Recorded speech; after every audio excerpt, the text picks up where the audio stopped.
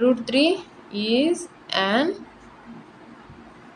Irrational అనేది ప్రాబ్లమ్ని అయితే సాల్వ్ చేసేద్దామండి. సో ఇది వచ్చేసి క్వశ్చన్. ఇప్పుడు ఆన్సర్ రాద్దాము. ఇప్పుడు let assume √3 is a rational number. మనము ఫస్ట్ ఏం చేయాలో √3ని రేషనల్ నెంబర్ అనేసి అజ్యూమ్ చేసుకోవాలి. నెక్స్ట్ స్టెప్ వచ్చేసి √3 = a/b కానీ లేకపోతే p/q కానీ ఏదైనా అనుకోవచ్చండి. ఇక్కడ p/q అనేసి అనుకున్నాము. p, q belongs to z. అలాగే p, q coprimes. q not equal to 0. q అనేది నాట్ ఈక్వల్ టు 0 కావాలి. అప్పుడు మనము ఏం చేద్దాము? స్క్వైరింగ్ ఆన్ బోత్ సైడ్స్ మనము స్క్వైర్ చేస్తే √3² = p/q². ఈ స్క్వైర్కు రూట్కి క్యాన్సిల్ అవుతుంది. అప్పుడు మనకు ఇక్కడ ఏం మిగులుతుంది? 3 = p²/q² అనేది ఉంటుంది. తర్వాత చూడండి, తర్వాత ఏం చేద్దాము? ఇక్కడ q² అనేది ఈ 3 ప్లేస్లోకి q² పంపిద్దాము. q² ప్లేస్లోకి 3ని పంపిద్దాము. అప్పుడు q² = p²/3.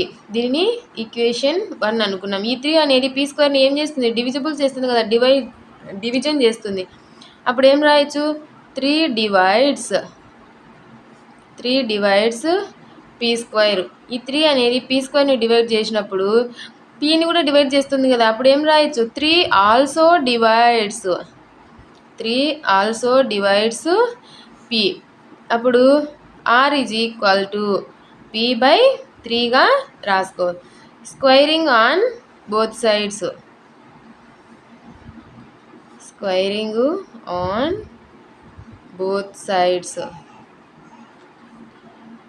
r² = p²/3².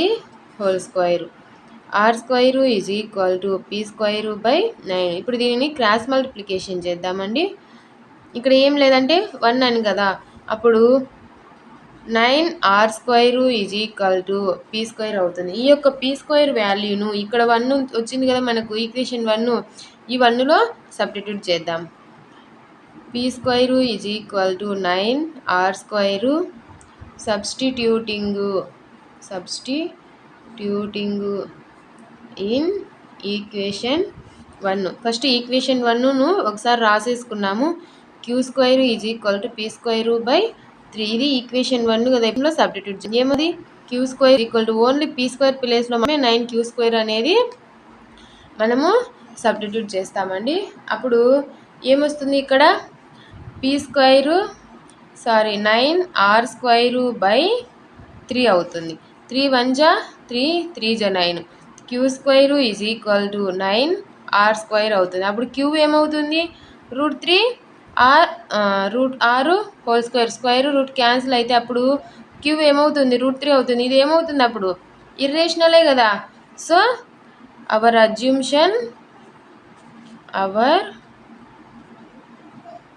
అజ్యూమ్షన్ is wrong, లేకపోతే కాంట్రాడిక్షన్